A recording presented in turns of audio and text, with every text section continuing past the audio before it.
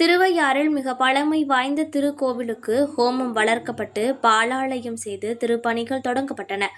திருவையாறில் தருமபுர ஆதீனத்திற்கு சொந்தமான மிக பழமை வாய்ந்த கொலை ஆயிரம் கொண்டாள் அம்மன், அடைக்கலம் காத்த அம்மன், சப்த கன்னிகள், விநாயகர், நந்திகேஸ்வரர் ஆகிய திருக்கோவில்களை திருப்பணி செய்வதற்காக திருவையாறு ஸ்ரீ ஐயாரப்பர் திருக்கோவில் ஸ்ரீமத் சொக்கலிங்க தர்மபிரான் சுவாமிகள் தலைமையில் சிவாச்சாரியர்கள் ஹோமங்கள், மகா பூர்ணாதி, மூலவருக்கு சிறப்பு அபிஷேகம், வரைபடத்திற்கு கலசாபிஷேகம் செய்து பாலாலயம் செய்யப்பட்டன.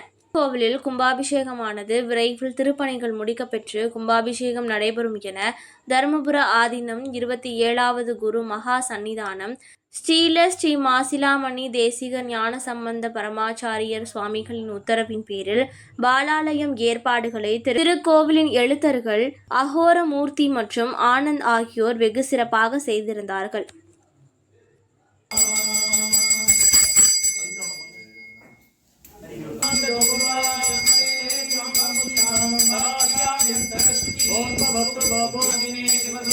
श्री वरदमूर्तये नमो नमः।